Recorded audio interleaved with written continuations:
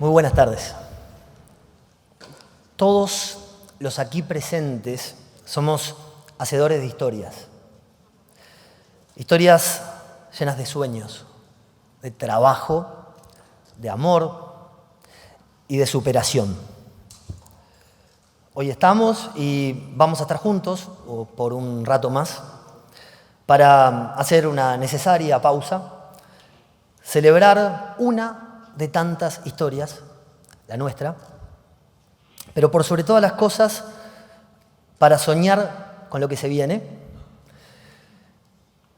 y disfrutar de escuchar a tres uruguayos que nos enorgullecen y cuyas figuras se hicieron mucho más grandes todavía en tiempos de adversidad. Será esa nuestra manera de celebrar el cumpleaños de Signo, nuestro cumpleaños, porque nosotros nunca fuimos y seremos protagonistas. Los protagonistas son nuestros clientes, empresas, personas, organizaciones privadas y públicas.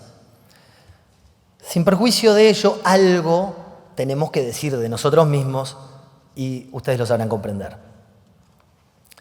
Sentimos una felicidad y un orgullo desbordantes en un momento como este.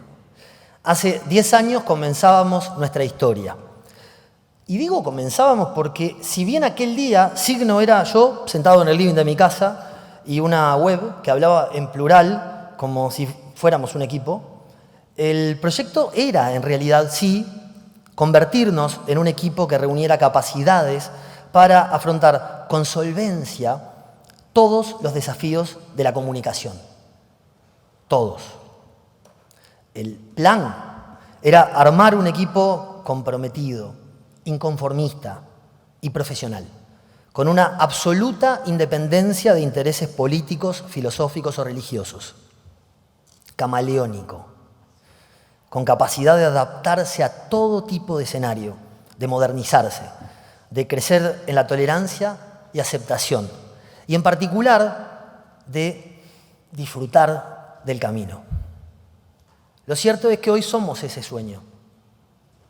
Se cumplió. Expertos en prensa y asuntos públicos, manejo de crisis, comunicación estratégica, comunicación interna, diseño, redes sociales, marketing digital. Es un equipo de seres humanos y profesionales de excepción, a los cuales les doy, y esto es literal, las gracias cada día. Con una cultura bien definida, humana, cercana, cálida, profesional, con agallas y compasión, que siente y sabe que nada es imposible, que todo lo podemos lograr, todo. Como estar juntos hoy, en un lugar emblemático, maravilloso como es Sofitel, saludando y dando las gracias a nuestros clientes y amigos por su confianza y por ser socios en este fascinante camino de resolver cómo, cuándo, con qué estrategia, con qué mensajes y por qué vías comunicarse con quienes son sus públicos relevantes para alcanzar sus objetivos y para ser sustentables. Hoy, en este lugar, están presentes aquellos con quienes trabajamos o hemos trabajado en estos años. Están también quienes nos dieron su confianza para recomendarnos con posibles clientes. Y están los que nos dieron su confianza en nuestros orígenes, hace 10 años. Prefiero no hacer menciones aquí con nombre y apellido. Ellos saben que los estoy aludiendo. Y para ellos, un agradecimiento muy especial, porque tienen mucha responsabilidad en el hecho de que hoy estemos acá. La comunicación es un camino fascinante y cada día es más desafiante porque el mundo no tiene pausa y porque ahora cada ser humano es un potencial medio de comunicación masivo. Con esos cambios como escenario, el concepto de comunicación de crisis está hoy mucho más presente todavía que años atrás. Las empresas y las organizaciones ya no tienen la opción de encerrarse en sí mismas. Son inevitablemente actores sociales relevantísimos, porque son generadoras de empleo, de actividad, de riesgo e innovación y también de cultura. Eso expone por supuesto, su reputación ante un público que tiene una capacidad de exigir y de controlar que es tan creciente como impactante. Por eso, cada vez que diseñamos un protocolo de crisis para un cliente, sabemos que en poco tiempo seguramente lo vamos a tener que estar actualizando. Se trata de documentos vivos que se deben ajustar con cierta periodicidad, porque quedarse quieto ya no es una opción. Lo que siempre debe estar en una crisis, eso sí, se mantiene, no cambia. Transparencia, sensatez, aplomo, sensibilidad y empatía, realismo, obsesión por los datos, voceros centralizados, velocidad de respuesta, tantas cosas más. Sin embargo, y tal vez esto esté presente en la conversación que se viene, hay algo que me parece clave. Desconozco si los invitados centrales de este evento van a estar de acuerdo con esta afirmación, pero cada vez estoy más convencido de que la mejor preparación de una crisis se da en tiempos de paz. Es ahí donde se ensancha la espalda, al punto tal de que evita o reduce al mínimo el impacto reputacional de una crisis. Diseñar protocolos, ensayar su puesta en práctica con capacitaciones y simulacros, preparar voceros, son herramientas que adquieren un valor incalculable cuando ese tipo de escenarios se instala. Porque cuando una crisis se desata, la incertidumbre, la oscuridad y la ansiedad que eso generan lo tiñen todo. No se trata, claro, de las mejores condiciones para la toma de decisión. Si uno llega preparado, ahí la cosa cambia, para bien, porque se adelantaron varios pasos. Hablando de comunicación de crisis, James Lukasiewicz, un autor de referencia de estos temas, dice que en las matemáticas de la realidad, 15% son cifras y datos, y el 85% son emociones y percepciones. ¿Qué les parece? ¿Están de acuerdo? La cifra es discutible, por supuesto, pero seguramente no esté muy lejos de eso. Lo cierto es que hoy, 13 de marzo, se cumple aniversario de la declaración de emergencia sanitaria por la pandemia de COVID. Ese día que nos cambió. En este siglo, y ustedes me corrigen si me equivoco, hay 3 fechas en las que todos sabemos dónde estábamos. ¿Repasamos juntos? El 11S, el penal del Loco Abreu, el 13 de marzo de 2020. Ese día se instaló el escenario de comunicación de crisis más importante del siglo XXI en Uruguay. Además, por supuesto, de las autoridades de gobierno, fueron llamados a entrar a la cancha 3 prestigiosos científicos uruguayos como líderes de un equipo mucho más numeroso de expertos.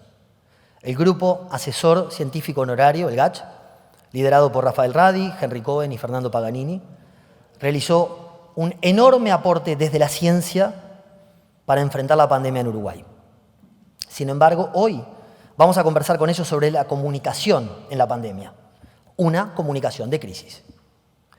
Cuando los invitamos a hacerlo, recibimos una rápida y positiva respuesta que nos llenó, obviamente, de felicidad, porque ellos protagonizaron una experiencia riquísima que vale la pena ser contada.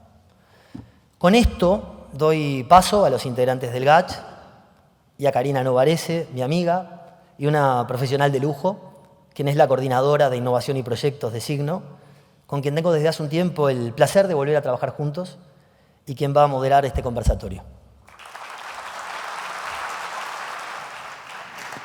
El primer caso de coronavirus en Estados Unidos. En España se reportó el primer caso de reinfección. El coronavirus ya está presente en Latinoamérica. México tiene su primer caso de nuevo coronavirus positivo de Como Ecuador, coronavirus Brasil, en Argentina. Argentina. Finalmente, la Organización Mundial de la Salud declaró la propagación del nuevo coronavirus como una pandemia. La primera definición es declarar emergencia sanitaria, emergencia sanitaria. El mundo atraviesa horas de tensión. Tenemos coronavirus.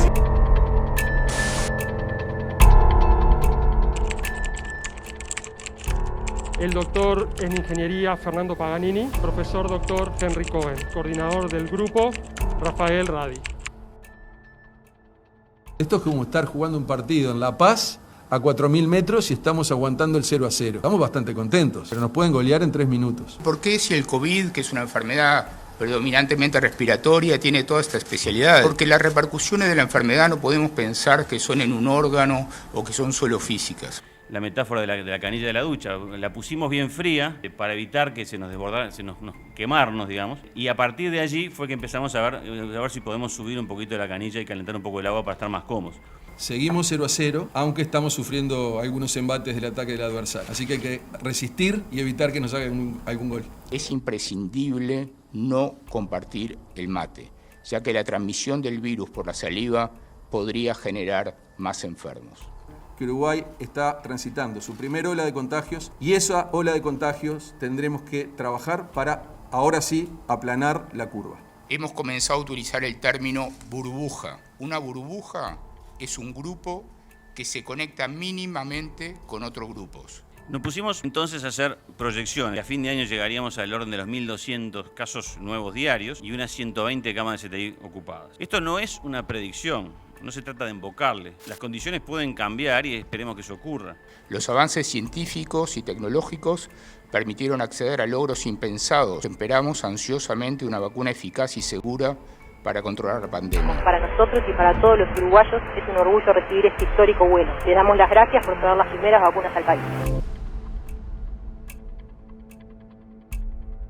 Será el tiempo el que nos diga cuáles son las verdaderas repercusiones psicoemocionales de esta pandemia. Creo que van a ser bastantes.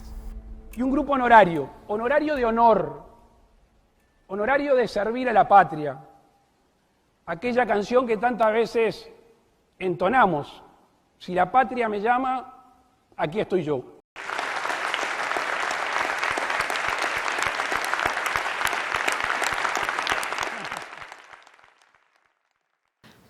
Buenas tardes a todos, gracias por acompañarnos. Iván ya me presentó, soy parte del equipo de Signo. Donde quieran, donde quieran. Esto va a ser así, va a ser una charla donde mi objetivo personal, y creo que el de todos los compañeros del Signo, es aprender. Estos tres señores saben mucho de ciencia, pero cayeron en una coyuntura que los hizo entender primero intuitivamente y después profesionalmente sobre comunicación. Primero que nada les quiero agradecer particularmente a los tres por su tiempo y su generosidad. Estuvimos preparando este encuentro con algunos encuentros previos y bueno, sé que el tiempo es escaso de ellos, así que gracias dobles. Cuando estaba mirando el video, no sé si les pasó, pero yo sentí la misma emoción que sentí cuando me vacuné. Que parece un poco ahora loco, porque en realidad pasó hace solamente 2 años y medio. ¿Cuándo nos vacunamos? ¿Al año y medio más o menos? ¿O al año de que empezara la pandemia? Y uno se sentía con una cosa que yo no había sentido antes, porque, no lo sé, era algo muy especial. Y mientras que miraba el video, también me di cuenta que los uruguayos creo que nos aprendimos la sigla que nos aprendimos más rápido en la historia es GACH. O sea, básicamente es así. Y nadie sabía ya al final qué significaba, pero significaban estas personas y todo el resto de los profesionales que estaban trabajando para que nosotros saliéramos de esa especie de distopia que vivimos durante 2 años. Así que bienvenidos y vamos a conversar un poco sobre comunicación y sobre cómo se fue dando todo esto. Necesito presentarlos, voy a hacerlo lo más breve posible, pero es muy difícil porque los tres son científicos de primera línea y tienen una trayectoria tremenda. Acá a mi lado está Fernando Paganini. Fernando Paganini es PhD, es ingeniero electricista y licenciado en matemática por la Universidad de la República, máster y PhD en ingeniería eléctrica por el California Institute of Technology, el Caltech, en Estados Unidos. Su tesis doctoral recibió los premios Wills y Clauser. Fue investigador postdoctoral en el MIT y profesor de la Universidad de California durante muchos años. ¿No? ¿Cuántos años? 8. Muchos. No sé, después tenemos que hablar cómo decidiste volverte, porque fue uno de los valientes que decidió volver a Uruguay. Se valora, gracias a Dios. Gracias. Y también Rafael, es verdad. Desde 2005 es catedrático de Teoría de las Telecomunicaciones en la Facultad de Ingeniería de la ORT, de Uruguay. y hoy es vicedecano de investigación. Es Packard Fellow, Fellow del Instituto de Ingeniería Eléctrica y Electrónica, Fellow de la Federación Internacional del Control Automático, es investigador nivel 3 del Sistema Nacional de Investigadores y miembro de las Academias Nacionales de Ciencia y de Ingeniería, así como de la Academia de Ciencias de América Latina. Recibió el premio Morosoli en 2022, el Morosoli de Oro a la Cultura Uruguaya. Bueno, me perdonan, pero la verdad que se merecen estos señores que les lea la biografía, aunque sea condensada, las disculpas del caso. Al lado de él está el doctor Rafael Radi, y acá me quedé sin micrófono. A ver si es el mío. ¿Hice algo mal? No, ahí volví. Rafael es doctor en medicina, doctor en ciencias biológicas por la UDELAR, cursó un postdoctorado en Birmingham, Alabama, es profesor grado 5 en la Facultad de Medicina, director del Departamento de Bioquímica y coordinador del Laboratorio de Oncología Básica y Biología Molecular. Dirige el Centro de Investigaciones Biomédicas de la Universidad de la República, el CEINBio. ¿Se dice así? CEINBio. Es presidente de la Academia Nacional de Ciencias del Uruguay y es miembro de la Academia Nacional de Medicina del Uruguay. Es el primer uruguayo nombrado por la National Academy of Sciences de Estados Unidos como científico extranjero asociado a la organización. Y en estos días tuvimos una novedad que aprovechamos a celebrar y a felicitarte, Rafael, gracias, porque es el nuevo miembro de la Pontificia Academia de Ciencias del Vaticano. Creo que el segundo uruguayo.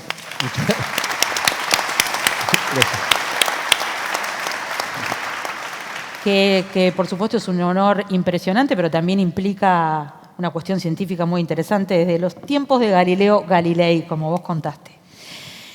Gracias, Henry, por estar con nosotros. El doctor Henry Cohen es doctor en medicina, especializado en gastroenterología, egresado de la UDELAR. Fue presidente de la Organización Mundial de Gastroenterología y de la Academia Nacional de Medicina. La UDELAR le otorgó el título de profesor emérito, el mayor reconocimiento que entrega la universidad. Fue profesor de la Cátedra de Gastroenterología de la UDELAR, maestro de Gastroenterología Mundial y premio al liderazgo internacional del Colegio Americano de Gastroenterología. Es fundador y director del proyecto ECO, Extension for Community Healthcare Outcomes. Uruguay, en el capítulo de Uruguay, esta es una iniciativa que implementa ciclos continuos de teleclínicas en los que equipos de salud de todo el país discuten casos clínicos complejos. El objetivo de esta organización es democratizar el acceso a la atención médica en los sectores menos privilegiados y, como dice Henry, desmonopolizar los conocimientos. Es súper importante lo que están haciendo. Desde 2014 están trabajando en patologías y en cuidados paliativos de adultos y de niños. Además, en 2022 recibió la medalla Henry Bocuse, que da la Organización Mundial de Gastroenterología, y es el primer especialista latinoamericano en obtener esta distinción. Ahora que les leo todo esto, parecería lógico que hayan sido convocados para el GACH, ¿no? Pero en ese momento, para los uruguayos, y digo también para los periodistas, fue algo que no nos esperábamos. En general estamos acostumbrados a que las crisis se pasen con direcciones políticas de los gobiernos de turno, pero no que haya grupos científicos que en este caso, como después vamos a hablar, lo que lograron fue una unanimidad de confianza, diría yo. Esa fue la confianza que teníamos los uruguayos cuando volvimos a ver los informativos o las conferencias de prensa. Creo que mis hijos fue la primera vez que vieron un informativo y una conferencia de prensa a la hora de un informativo, porque estábamos todos atentos a qué estaba pasando mientras que nosotros estábamos encerrados. Así que, bueno, primero que nada me gustaría conversar con ustedes de qué pasó entre ese 13, donde todos sabemos qué estábamos haciendo cuando se declaró la emergencia sanitaria, y el momento en que fueron convocados por el presidente, por presidencia, para armar algo que seguramente no sabían muy bien qué era, pero que hasta dónde ustedes pudieron medir el impacto que iba a tener el trabajo que ustedes iban a hacer. Arranco. Bueno, buenas noches. Buenas noches. Gracias, Iván y Karina, por la invitación y gracias a todos los que nos acompañan. Es realmente muy lindo volver a compartir con Henry y con Fernando un foro, esta vez mucho más aliviado. Una buena charla. Es mejor recordar que vivir, ¿no? La tensión.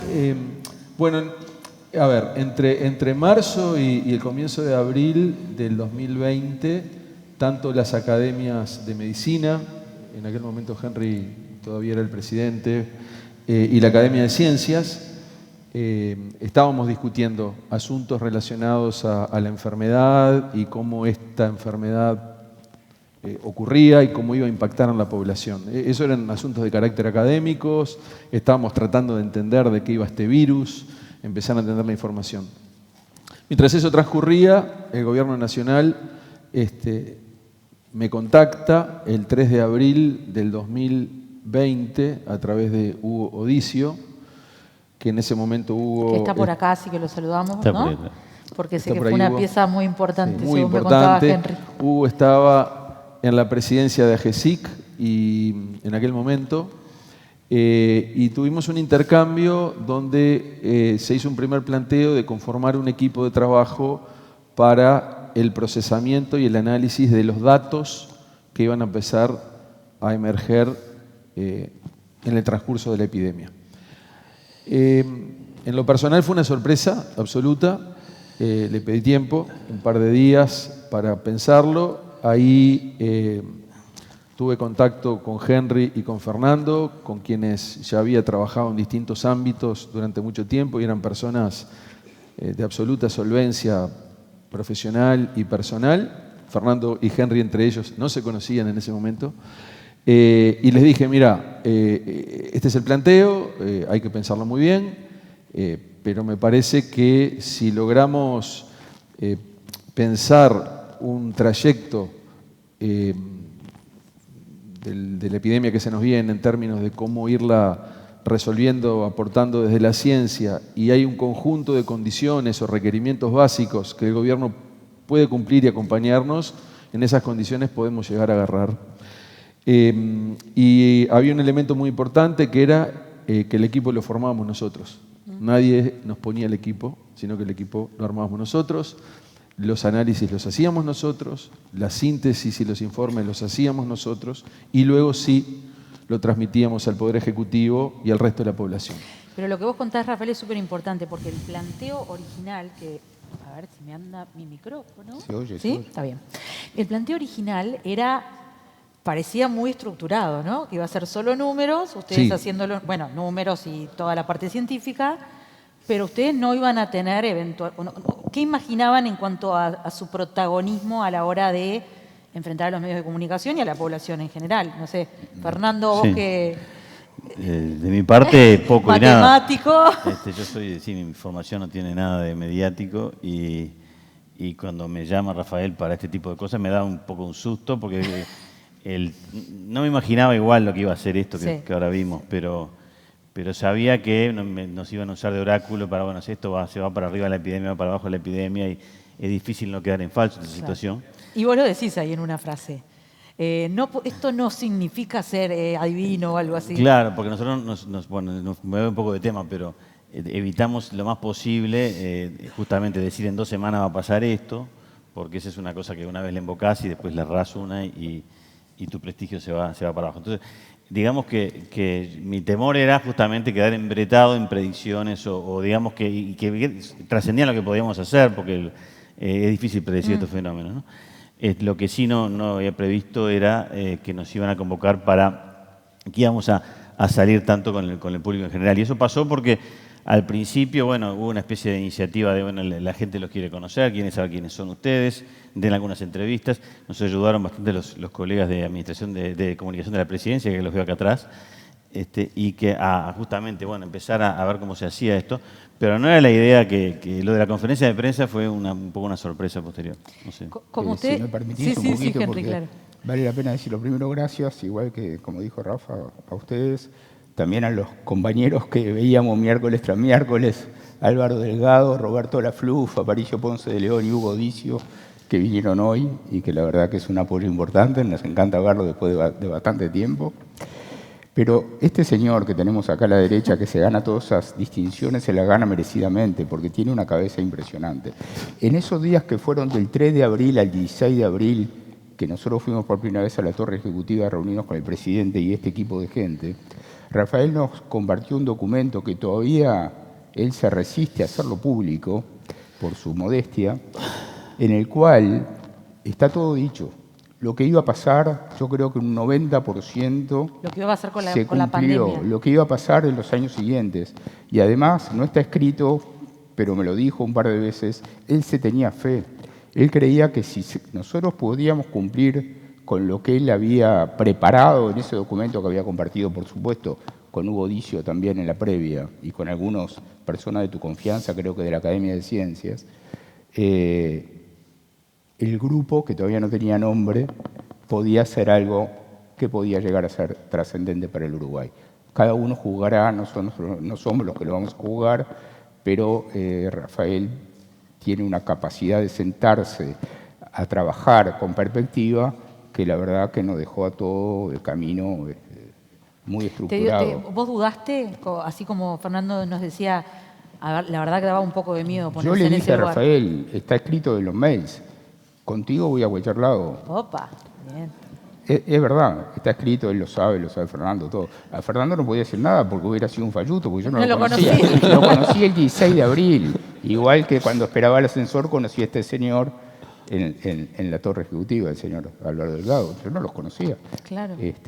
Pero con Rafael sí nos conocíamos muy bien. De hecho, por las academias, por compartir las presidencias, claro, veníamos hablando seriamente de esto, pero muy seriamente, y teníamos algunas posiciones ya tomadas, que por suerte el presidente ya lo había resuelto antes, si iba a encerrar a todos obligatoriamente o no, claro, pero Rafael y yo ya lo habíamos conversado eso, sin saber que nos iban a armar. De cualquier manera, lo que ustedes lograron, bueno, el 16 es cuando empiezan a trabajar oficialmente, digamos. Claro, ¿no? ahí se abre y son presentados. Ahí se abre un periodo del 3 al 16. Hugo Dicio dijo, bueno, esta propuesta hay que llevarla al presidente. Ahí fue que se hizo el documento, lo analizó el equipo de gobierno. El 16 nos convocaron. Primero tuve una reunión individual con el presidente de la República, luego ya nos reunimos todos y creo que ese día o el 17 por ahí se anuncia a la población que este grupo se constituye. Sí. Ya creo que la primera vez que tuvieron prensa adelante, o les pregunto, ¿cómo reaccionó la primera vez que tuvieron una cantidad de cámaras adelante? ¿Se dieron cuenta de que eso no iba a quedarse en Excel o en planillas o en informes? ¿O no? Cuenten. Yo personalmente recuerdo muy bien cuando entramos al salón de la conferencia de prensa, mi reacción personal, que no es necesario que lo diga, pues soy el más veterano, ver atrás los carteles Presidencia de la República y ver adelante 10 veces más cámaras que lo que ustedes están viendo ahí y una cantidad de mesas con periodistas con sus grabadores y los fotógrafos acá en la primera fila, a mí me achicó un poco. Y vos tenías mucha experiencia mediática, porque habías tenido, bueno, la academia, pero eras... yo recuerdo haberte consultado como fuente. Los médicos clínicos tenemos experiencia en comunicación. Sin duda. Quieras o no, porque comunicamos todos los días, comunicamos noticias malas, noticias buenas, dialogamos con los pacientes, con la familia, con los colegas. No tenemos más remedio que dialogar y comunicarnos. Los que somos docentes, que los tres lo somos, tenemos comunicación.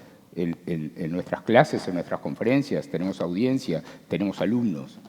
Eso es común para cualquiera de nosotros, comunicarnos, pero esto era completamente distinto, porque además nosotros no sabíamos cuál iba a ser la reacción. Los que estaban delante nuestro eran un intermedio entre nosotros y la población, que era a quien nosotros nos queríamos dirigir, y no teníamos el feedback inmediato de saber si lo estábamos haciendo bien, como nosotros pensábamos que lo queríamos hacer. Lo que no es común mirándolo del otro lado, y creo que en el video que hicieron nuestros compañeros de Signo queda claro, porque eligieron algunas frases claves de ustedes, donde lo primero es la claridad y la honestidad pura, ¿no? O sea, quiero que este mensaje quede... O sea, parecería que ustedes se entrenaron a sí mismos. ¿Cómo empezaron a darse cuenta que lo que ustedes decían tenía tanta llegada ante toda la población, ya no era un tema de científicos, que tenían que ser hasta cierto punto cuidadosos con lo que decían, ¿no? Vos, en algún momento ahí, Fernando, te decís, ojo. Bueno, es un poco el rol que me tocaba, ¿no? Porque una cosa era... Eso, cada uno tenía su rol. Las recomendaciones no cambiaban tanto, ¿no? O sea, entonces podías... En cambio, la evolución cambiaba erráticamente. Entonces uno tenía que cuidarse mucho sobre lo que decía firmemente. Pero sí. Bueno, ¿Conversaron en algún momento entre ustedes, Rafael, cómo repartirse esos roles, así como se repartieron otros roles obviamente, que tenían que ver con el tema más científico, ¿no? De coordinar grupos y demás? Exacto. A la propuesta inicial de Hugo Dicio, unos 3 días después, le hice una contrapropuesta. Hugo lo recordará. Tuvimos como 2 horas hablando el domingo, 5 de abril creo que fue, donde se manejaba una estructura donde estaba el área datos y el área salud. Obviamente el área salud tenía que interfacear mucho con el Ministerio de Salud Pública. El área datos provenía de muchos lados, incluyendo los datos de movilidad que Fernando y su equipo consiguieron a través de convenios con las empresas móviles, con Claro, con Movistar y con Antel, que eran quienes nos mostraban a través de los movimientos de los celulares cómo se movía la población, sí. Y el equipo de Fernando graficaba y veíamos los delay entre movilidad, infecciones, y donde el quiebre se da por primera vez en junio del 21 entre movilidad e infecciones, porque ahí el efecto de la inmunización empieza a pesar. Es la primera vez que esas curvas que iban juntas pero con 15 días de delay se quiebran al principio de junio de 2021. Bien, esto está funcionando ahora, estamos empezando a acumular inmunidad.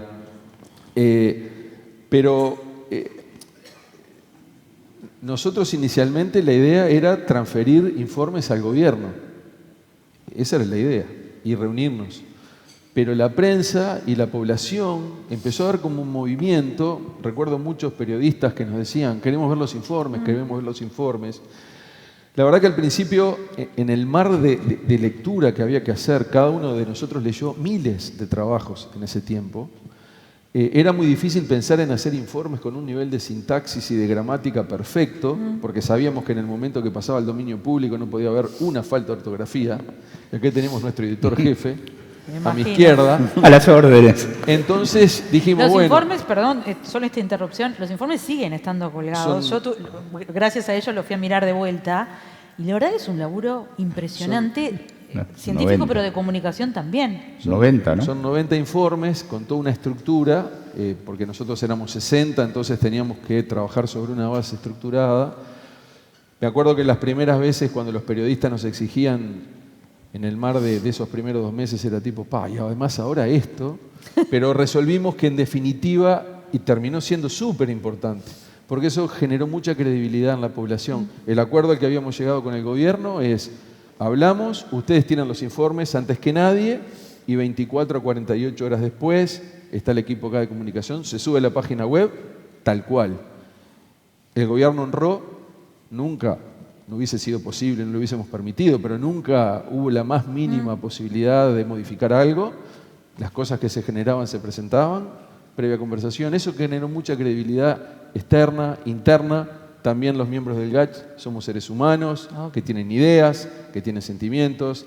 Que tienen diferentes puntos de vista. Que tienen diferentes puntos de vista. Esa interna también había que trabajarla permanentemente, nada menor.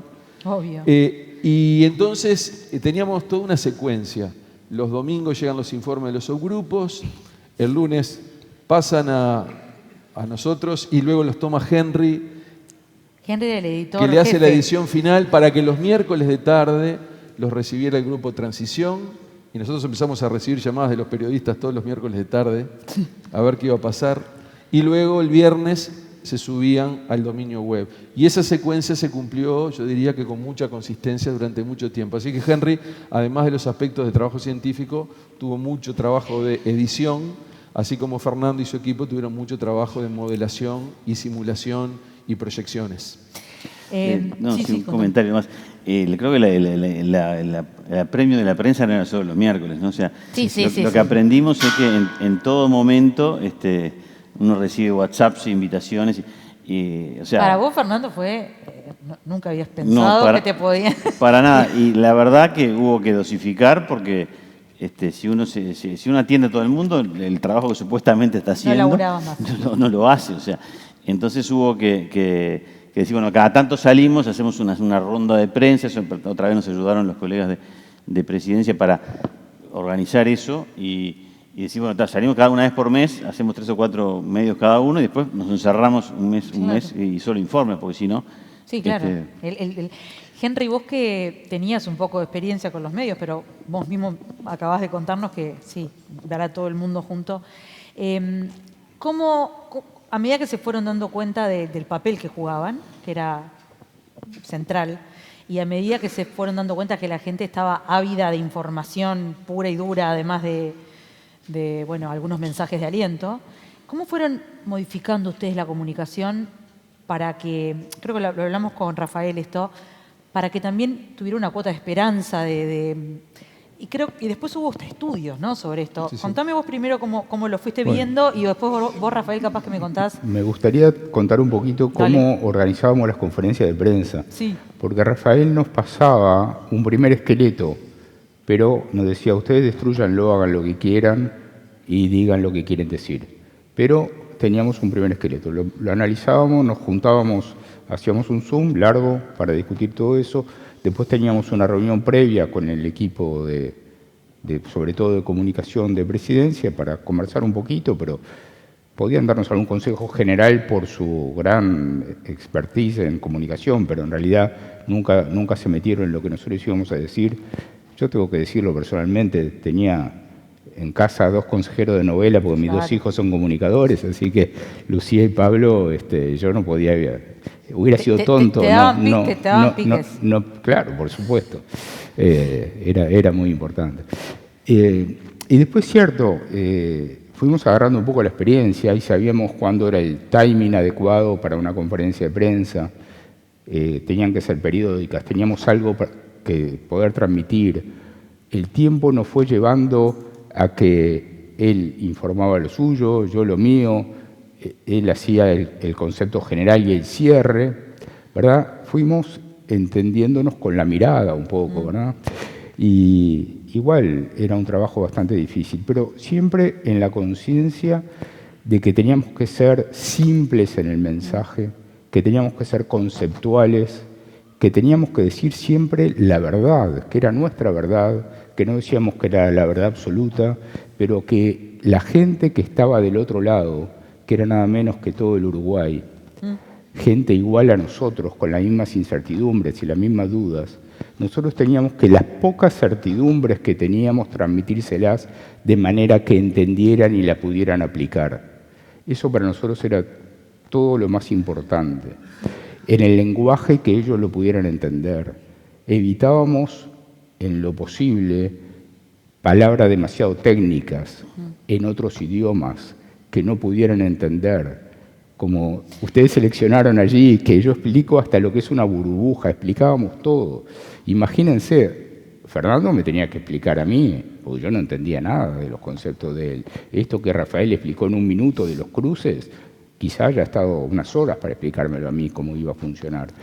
Y sabíamos que si entre nosotros teníamos dificultades, y recordar lo que ustedes ya dijeron, había 55 personas más que no salían, pero hacían un trabajo tanto o más importante que el nuestro, y una cantidad de científicos. No, y ustedes tienen que ser fieles a lo que ellos también estaban claro, tratando de comunicar a través de ustedes. Pero había gente que no participaba del GACH, pero que desde el primer día nos empezó a mandar información, trabajos, papers predigeridos con resúmenes científicos de una categoría internacional como los que tiene Uruguay, y del exterior. O sea, había una cantidad de gente trabajando escondida atrás nuestro, y nosotros teníamos que, en el tiempo que duraba una conferencia de prensa, que no excedía, creo que los 40 minutos, poder transmitir los principales conceptos, sabiendo que por 1 mes y medio no volvíamos, por lo menos.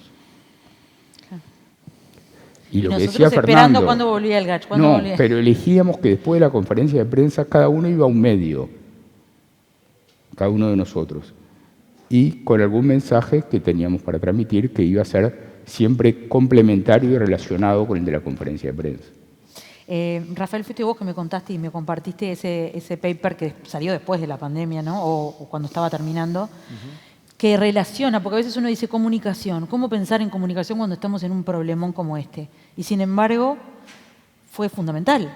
Ustedes capaz que en ese momento se empezaron a dar cuenta, pero esos papers después confirmaron, corregime porque vos lo explicás mejor, que los países que habían comunicado bien también habían tenido mejores resultados a nivel de la epidemia.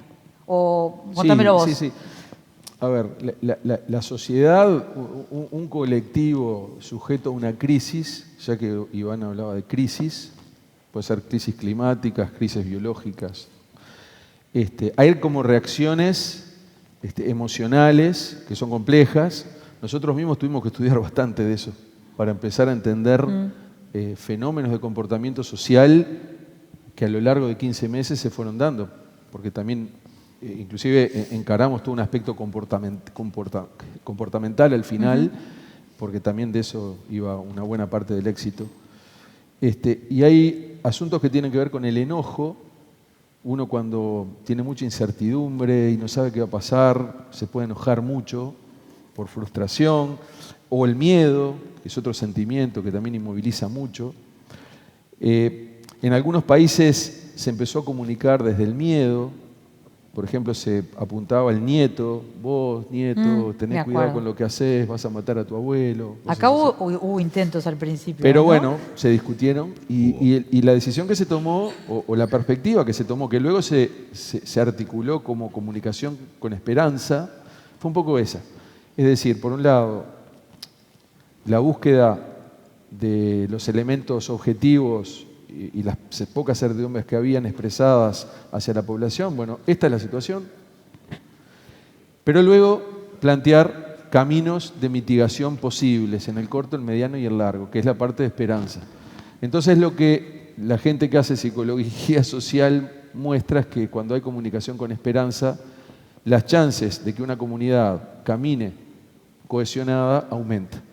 Yo tengo la esperanza de que en algún momento todo esto que están contando y todo lo que tienen guardado de archivo, ¿no? Vos decías, Henry, ese documento que todavía tiene guardado, yo creo que debería ser publicado en algún momento, porque lo que ustedes están contando es lo que nosotros repasamos siempre con clientes o cuando estamos armando planes de comunicación. Bueno, bastante está en el libro, perdón, sí, otra vez voy a hablar acá de mis hijos, pero no, es verdad. Bastante está en el libro es de verdad. Pablo, de mi hijo Pablo, Todo un país detrás, pidiéndole el título nada menos que volvemos a agradecerle a Jaime Ross, pues es una canción de Jaime, y ahí está, bueno, lo que decimos nosotros, lo que dice Álvaro, lo que dijo el presidente, lo que dijo Carlos Pagni y lo que dijo la FLUF y varios que pueden contar la verdadera historia porque la vivieron. Yo cada tanto lo releo y esta fue una ocasión en que releí unas buenas partes para poder conversar contigo con las cosas más frescas, y realmente está dicho allí cómo comunicó el Gache, está dicho por varios, por el gran especialista que es la FLUF, se lee magistralmente, por Gerardo Caetano. Lo que dice Gerardo en el libro realmente vale la pena leerlo. No lo tengo marcado acá, pero ahora sí lo encuentro, lo voy a decir porque tenés razón. Es súper interesante. Yo lo que decía era más capaz que como manual, ¿no? Porque ustedes cuando van hablando yo voy diciendo, esto lo pondré en un manual de crisis. Te lo pondría como una línea, que las cosas que vos vas diciendo, comunicar de tal manera, hablar con palabras sencillas, desde la esperanza y no desde siempre lo negativo. Pero también ustedes tuvieron un desafío muy complicado y yo lo vi mucho en la evolución de las frases que elegimos tuyas, Rafael, sobre todo. Ajá. Que al principio estás con las metáforas futboleras, que fueron muy útiles, y después empieza a complicar la cosa, obviamente, y tu sonrisa ya no es tan abierta como debe ser, porque no podemos reírnos cuando estamos diciendo que la gente murió. ¿Cómo fueron modelando eso? Fernando, vos que capaz eras el que te sentías más lejos de los medios, ¿cómo lo viviste? Digamos que de mi parte, todo el año 2020, que la epidemia logró mantenerse bastante a raya, y había unas fluctuaciones aleatorias cerca de cero, que eran difíciles de predecir, pero por otro lado eran cerca de cero, entonces nos tranquilizaban. Y nosotros comunicábamos con ese grado de, decimos, estamos en relativo control.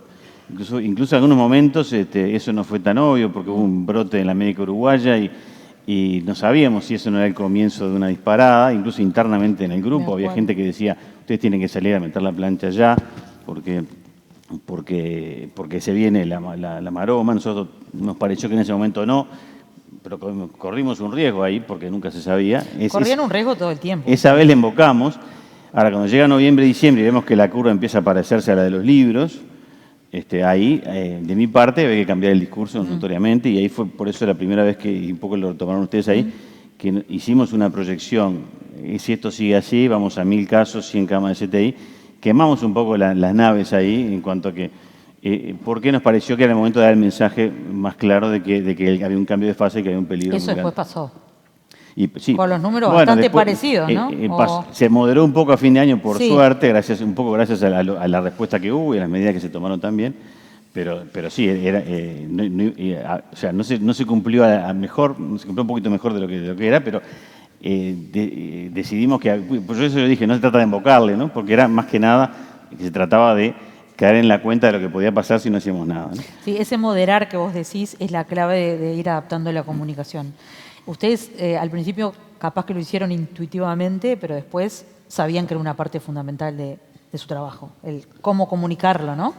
Sí. Me permitís una cosa que quiero que diga vos algo muy importante. Uno puede comunicar cuando tiene lo que decir, claro. Es obvio. Y la comunicación, aunque no lo veamos, es bidireccional. Entonces, nosotros teníamos lo que decir y te voy a pedir justamente, perdóname, que cuentes en la primera reunión, cuando le dijiste al presidente que te pidió que cerrara la puerta, lo de las escuelas. Porque si no hubiéramos tenido lo que decir, no hubiera habido conferencia de prensa. Y él ya venía con una idea que la había conversado conmigo previamente, pero te pido que cuentes lo de las escuelas, porque para mí es de lo más paradigmático de que había lo que comunicar a la población, aunque era arriesgado. Sí, en esa reunión del 16 de abril, a través de los estudios que veníamos haciendo con las dos academias, en lo personal, inclusive eso se lo disputamos a varios pediatras. Del GACH. Henry lo sabe bien. Claro, ustedes tenían los disensos para afuera y para adentro. Claro, no. Y el frente interno, del que hablamos muy poco, era fundamental tenerlo sólido. Claro. Entonces eso fue todo un trabajo que algún día... Otra comunicación que es fundamental. Conversaremos algún día, porque éramos 60. Lo llevaremos a la tumba. Los líos que tenían, ¿no? Y bueno, si no... Y la verdad que no era muy convincente la evidencia que había de que los niños eran la parte principal del problema, de que el comportamiento del SARS-CoV-2 era tan parecido al de los virus respiratorios de los niños. Si bien en todos los países se cerraban las escuelas y en fin, estábamos con algunos datos más del ámbito de la bioquímica, la biología molecular, de cómo se conectaba el virus con los epitelios respiratorios. Y en un momento le comenté a Henry, esto de que los niños son el problema, yo no lo veo. Y Henry me dijo, ¿te parece? Sí, empezamos a discutir, lo tiramos ahí a los pediatras del grupo. Primero, no, sí, después, pero mostrámelo, y eso empezó a cambiar. Entonces, cuando llegamos al 16, le planteamos al presidente que ese problema lo íbamos a estudiar específicamente. Y ahí fue que el presidente, claro, cuando escuchó eso, de que nos parecía que el tema de los niños no era tan grave, que capaz que las escuelas se podían reabrir, el presidente quedó en dijo, alerta. Van a pensar que estamos locos, cierren las puertas y hoy seguimos la charla. Y la verdad que Uruguay al final, con ese trabajo, se hizo un informe muy lindo de reapertura de escuelas, que se los presentamos al equipo de gobierno. Fue una reunión en pleno, que estaba todo el equipo de presidencia, el presidente, nosotros, varios pediatras, infectólogos y epidemiólogos del GACH. Perdón, ¿estaban todos de acuerdo con reabrir las escuelas? ¿Vos qué decías? Pero creo que sí. Al final del grupo, no, digo todos ustedes, sé que no todos. Bueno, sí. Nosotros tuvimos algunos colegas que nos dijeron, ustedes con esto van a terminar presos. O sea, nos lo dijeron a nosotros. A mí nunca me quiso decir quién dijo eso. No voy a preguntarlo porque es un tema interno. Pero por otro lado, el impacto que tenía la no apertura, y Henry tiene una frase paradigmática en la primera conferencia de prensa, es decir, los efectos positivos del cierre son discutibles y los efectos negativos del cierre son indiscutibles. Y ahí Henry se sacó los lentes y yo sí. Fue todo un acto de comunicación impresionante, fue un momento alto. Y la verdad que Estados Unidos nos terminó pidiendo los protocolos de apertura porque se hizo lentamente, rural, pequeños poblados, se testeaba cada 15 días. Y al final se demostró que Fuimos el primer país de las Américas en abrir las escuelas. Sí. Obviamente no todo fue color de rosa siempre, pero fue un esfuerzo que desde la ciencia y en el entendimiento valió la pena. Hay un tema que es importante acá tener en cuenta. Es relativamente fácil comunicar cuando uno tiene claro cuáles son los hechos, ¿no? Cuando uno tiene todo confirmado. Ustedes estaban comunicando en un momento donde todo era incertidumbre, casi todo. Perdón, había datos de la enfermedad, de cómo evolucionaba, eso sí, pero no podían decir, estoy seguro que los chiquilines no transmiten más que los adultos, por ejemplo. Hubo colectivos que nos dijeron, ustedes están haciendo experimentación con la población. Eran momentos difíciles, porque atrás de cada uno también hay un ser humano. Nosotros también teníamos incertidumbres, pero tratábamos de acumular la mejor evidencia. Y bueno, ir completando los agujeros. A medida que fueron pasando los meses, las cosas fueron mejorando. Ahí el equipo de Fernando empezó a tomar la posta porque Uruguay empezó a fluctuar sobre el final del 2020. Pero algo muy importante y que quiero reivindicar de los otros 57 miembros del grupo, en términos de comunicación, que para que no hubieran 60 voces, que cada uno dijera lo que se le ocurría, o lo que le parecía, o que las discusiones internas válidas se transformaran en una polifonía desafinada que generara más incertidumbre, y eso pasó en países muy cercanos a los nuestros. El acuerdo interno fue, nosotros acá discutimos todo. Nos decimos cualquier cosa. Hacemos el análisis, después hacemos la síntesis y el consenso, después se hace el informe. Y lo que salimos a decir es el informe, consensuado. Y eso fue muy bueno y fue muy respetado y muy honrado por todos los miembros del GACH, en lo cual el protagonismo fue minimizado en aras de una comunicación mucho más solvente y consistente. Fundamental alinearse, hay una de comunicación. Cortísima frase de Rafael que me encanta a mí, que es: el GACH no tuitea. Sí, me lo acuerdo. Con eso paró a más de uno. Claro. Con una calidad imponente, ¿no? Porque cada uno sabía que si tuiteaba era él, no era el GACH. Igual está interesante ahora que nos metamos justamente en el capítulo de la relación de ustedes con los periodistas, ¿no? Y con la prensa en general, que siempre es una relación de cualquier fuente, ¿no? Estoy hablando no necesariamente... Siempre es una relación complicada, el periodista quiere obtener información, la información la fuente la da según como le convenga o como pueda, pero en tiempos de crisis eso es peor todavía, porque hay más desesperación de los dos lados, ¿no? El periodista está haciendo su trabajo, a veces nos podemos pasar de rosca, y ustedes tenían que ir moderando la verdad, que era con la que se manejaban, con algunas cuestiones reservadas, que de verdad eran reservadas, ¿no? O con algunas cuestiones que no se podían comunicar todavía porque no tenían ni la más mínima idea de qué iba a pasar. A ver tu impresión, Fernando, primero, que me hablaste más de una vez de este tema y creo que es clave. Yo me puse a repasar ayer entrevistas de prensa que tenía juntadas para recordar un poco el ambiente. Tengo que empezar diciendo que la mayor parte me resultaron muy reconfortantes, me pareció que habían salido muy bien, diría lo mismo de vuelta, el periodista se comportaron de forma muy correcta. Pero hubo algunas cosas que son propios de la profesión, entiendo, que a veces se genera un cortocircuito. Por ejemplo, cómo titular la nota. Hay cierta tendencia titular para llamar la atención, para generar controversia, yo qué sé. Entonces, algunas veces, la verdad que los títulos claramente no eran lo que yo quería decir. Y yo no soy un político. Un político de repente lo corrige en la siguiente. Está acostumbrado, además lo corrige en la siguiente. A un científico que se diga lo que quiso decir es muy importante, ¿no? Entonces, por ese lado, me generó en algunos momentos... ¿Y cómo fue tu relación en esos casos, por ejemplo? ¿Tenías una charla con el periodista? Algunas veces le dije, che, esto no quedó bien.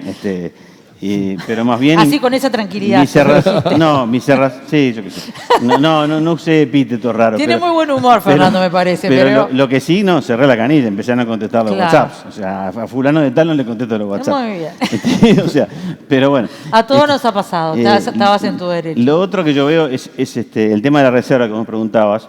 Sobre todo los primeros meses, hay que decir, fuimos a estas reuniones con el equipo de gobierno y estaba todo arriba de la mesa. Y incluso, realmente mucho más allá de lo que yo hubiese imaginado que me iban a dejar ver, de conversaciones internas del gobierno.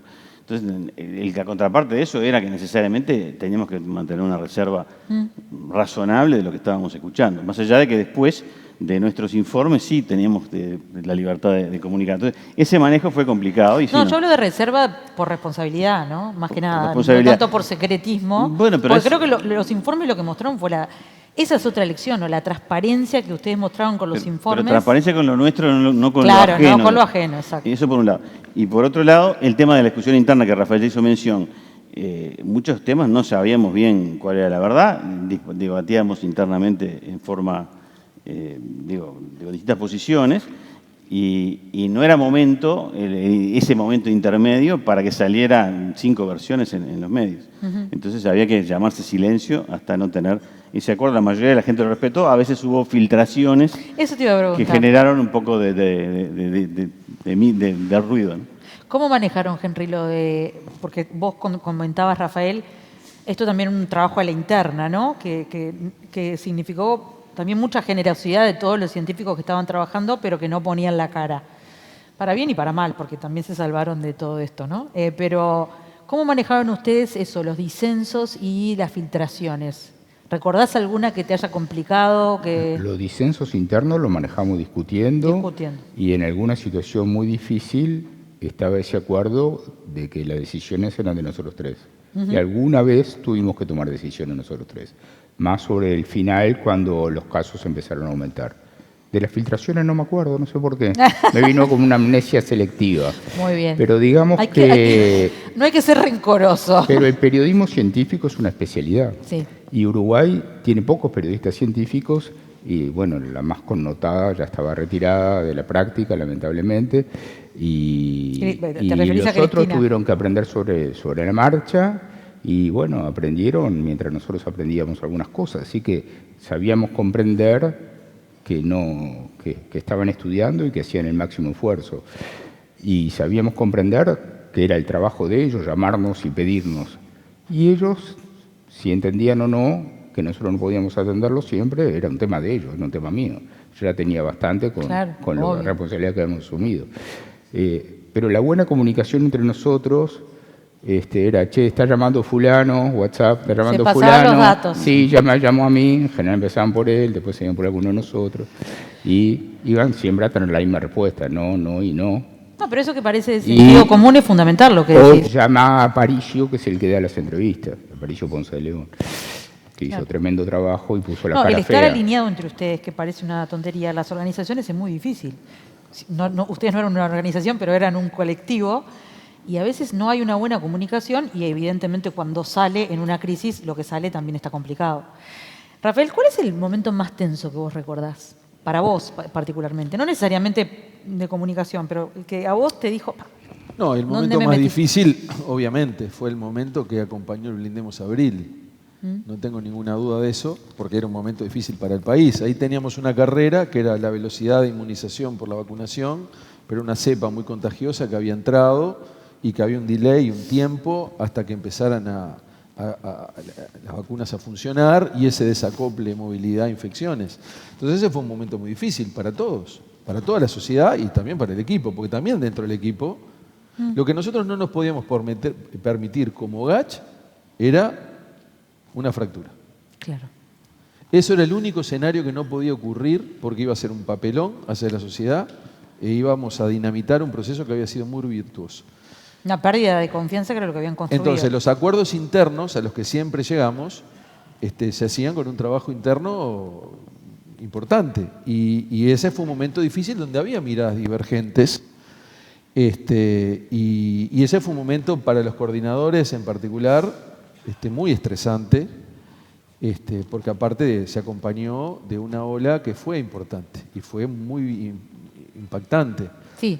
Más allá de que teníamos en el horizonte de que la inmunización iba a dar sus resultados, pero había ahí 2 meses difíciles y bueno, obviamente esa dificultad se trasladaba a lo que cada uno de nosotros sentía. Ese es un momento difícil, sin duda, como uruguayos, digamos. Vos, Henry, vos mencionaste un médico clínico tiene que saber lo posible comunicar porque ¿cómo es dar malas noticias? Porque ahí tuvieron que dar...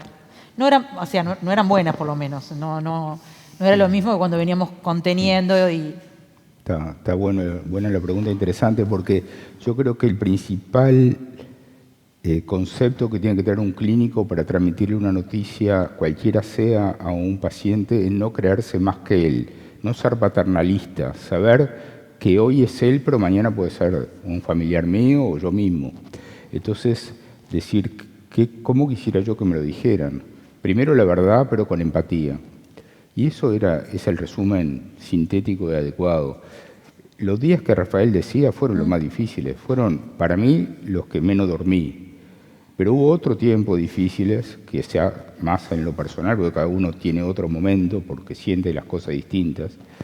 Para mí, un periodo muy difícil fue diciembre y enero, diciembre del 20, enero del 21, cuando no dormíamos con el doctor Delgado, hablando con los chinos y hablando con quien fuera para conseguir una vacuna, para que alguno después dijera que demoramos mucho, que todavía lo andan diciendo por allí, pero bueno, cada uno sabrá por qué lo dice.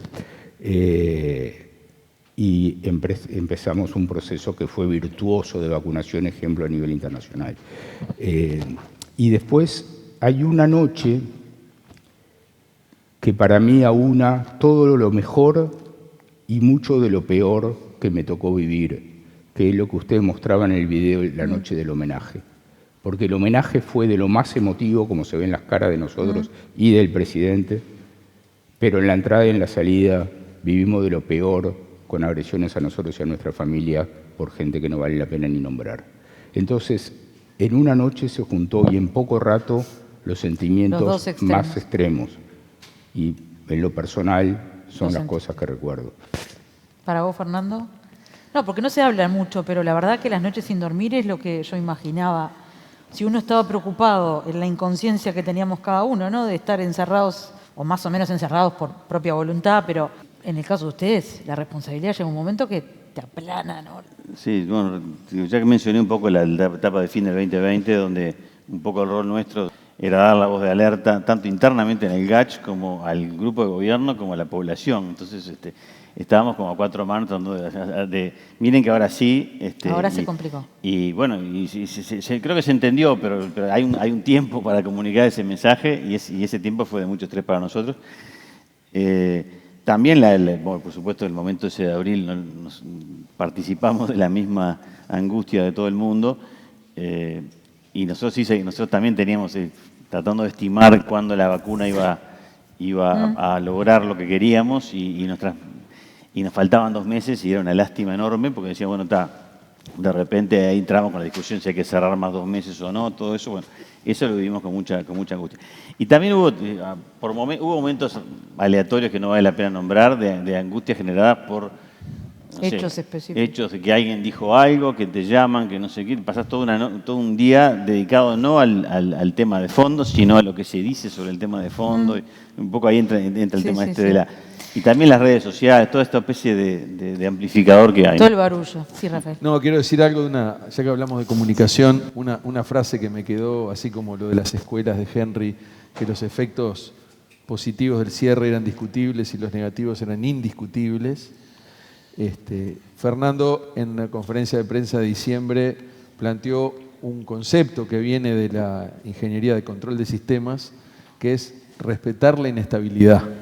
Y eso lo aprendimos de él. Y eso pertenece a un trabajo científico, Fernando podrá explorarlo, pero dijo, muchachos, entramos en una zona inestable y tenemos que respetar la inestabilidad, porque en cualquier sistema de control, pequeños cambios van a generar luego enormes variaciones y de eso se trata el exponencial. La exponencial no es algo que nosotros como seres humanos podamos entender. Nosotros entendemos sumas simples, multiplicaciones simples, 2 por 4, 2 por 8, pero la exponencial no la entendemos. O sea, racionalmente nos cuesta mucho pensar. Recuerdo conversaciones en el mes de la exponencial fuerte que dijimos, hoy estamos en tanto, dentro de 30 días vamos en tanto, y uno lo miraba y decía, no, esto no va a ser así. Y sí fue así. Entonces capaz que Fernando puede contarnos un poco lo de respetar la inestabilidad como un concepto es tremendo concepto, es tremenda lección. Pero que lo trasladó de la ingeniería a la epidemia. Y ahí está la virtud de Fernando en la comunicación de esa conferencia de prensa. Signes, bueno, nosotros nos decimos Signes, vamos a tener ahí de cabecera, respetar la inestabilidad.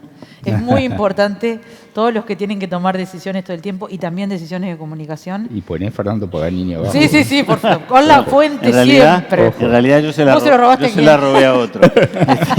Hay un profesor que se llama Gunther Stein, profesor de control de los años 80, que estudiaba temas de control aeronáutico.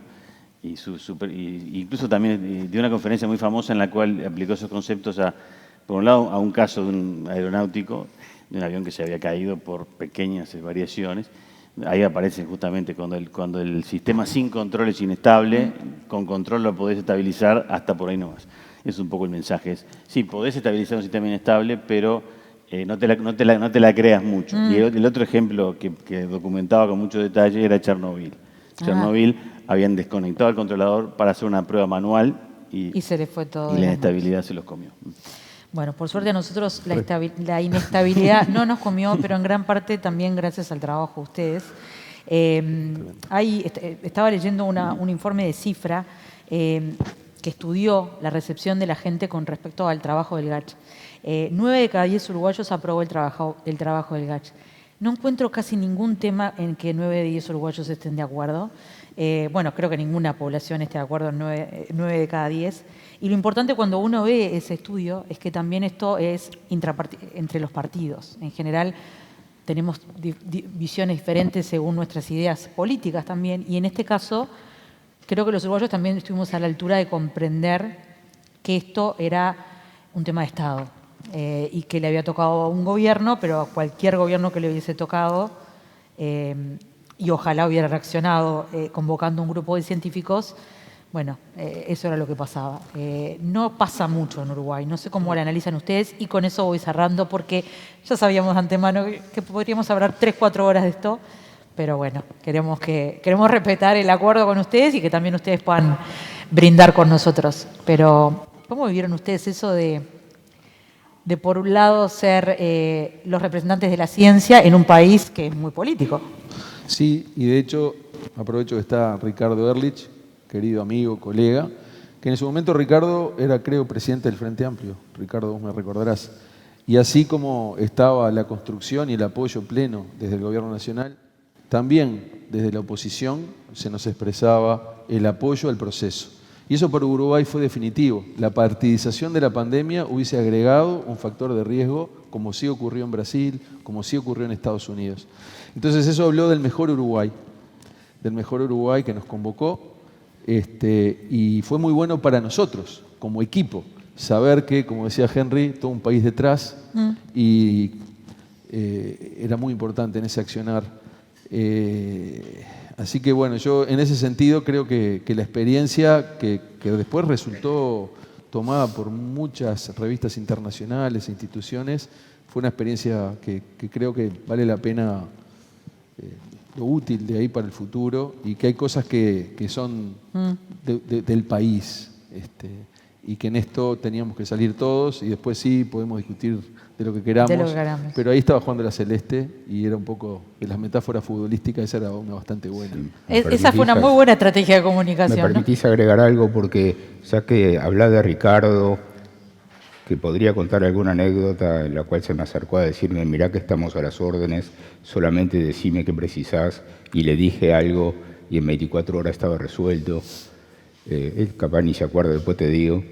Pero además, él la ciencia en Uruguay, él fue el Instituto Pasteur, y esto no era el GACH, no eran los 3, no eran los 55, no eran los que nos estaban todos los días, era el Instituto Pasteur y era la Universidad de la República, y lo digo con mucho orgullo.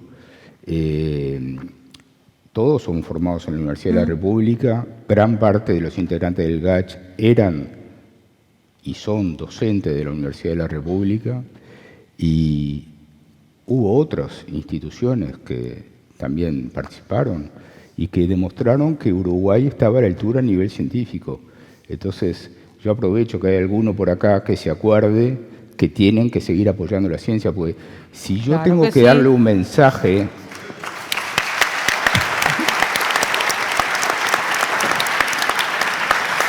Si yo tuviera que dar un mensaje, que no soy quien, pero ya que me diste la oportunidad de estar acá sentado, y Iván también, yo tengo que decir que va a venir otra pandemia. Él dijo, las crisis se preparan en paz, dijo Iván.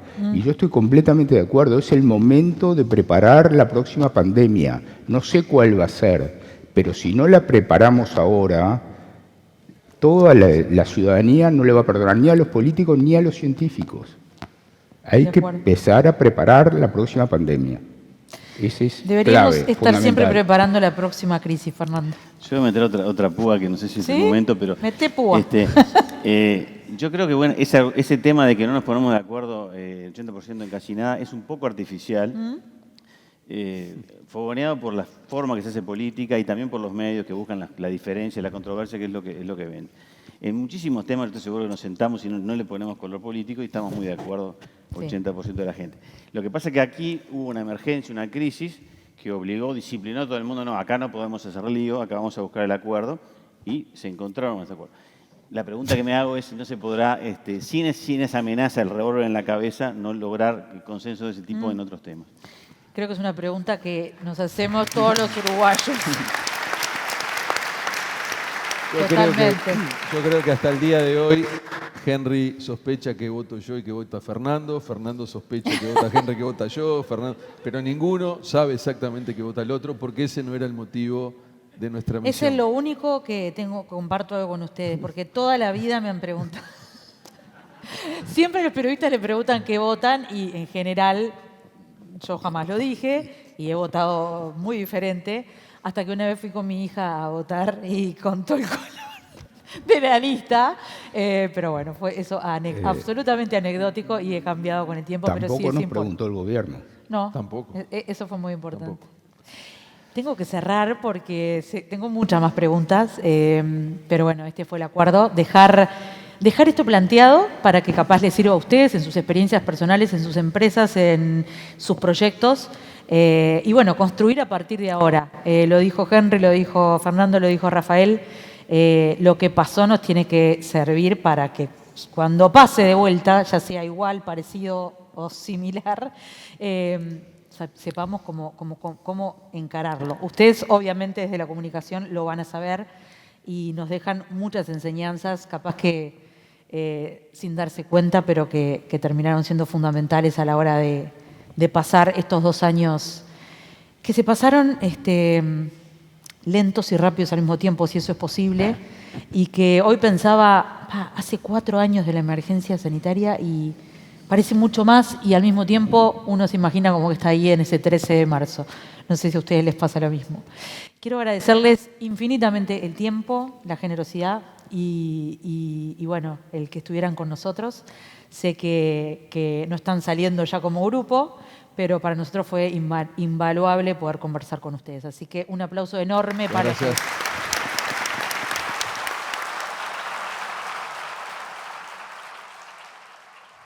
Un verdadero lujo, ¿no? Poder escucharlos. Ellos decían, bueno, son esa cara de ese mejor Uruguay, ¿no? Que afloró en las difíciles, cuando tiene que aflorar.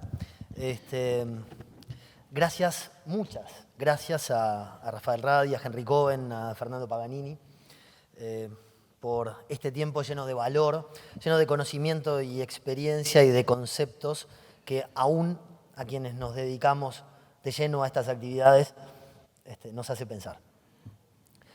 Quiero contarles que en nuestras conversaciones de preparación de este evento que mantuvimos con los tres, surgió la idea de que este evento pudiera generar también algún aporte, por más humilde que pueda ser, para el desarrollo de la ciencia en Uruguay.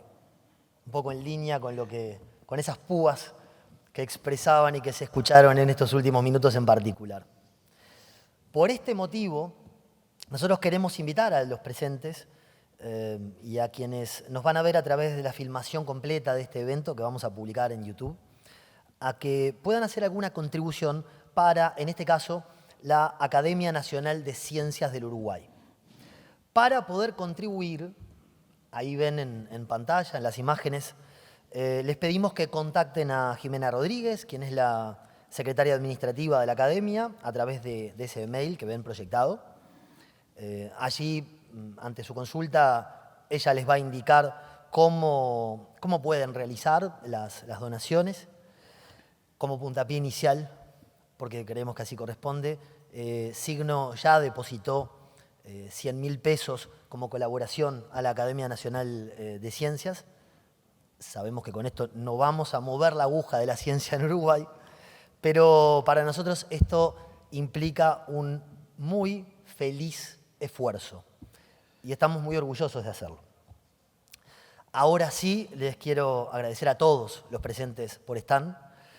Sepan que para nosotros, y sé perfectamente que hablo en nombre de todo el equipo, este será un día absolutamente inolvidable.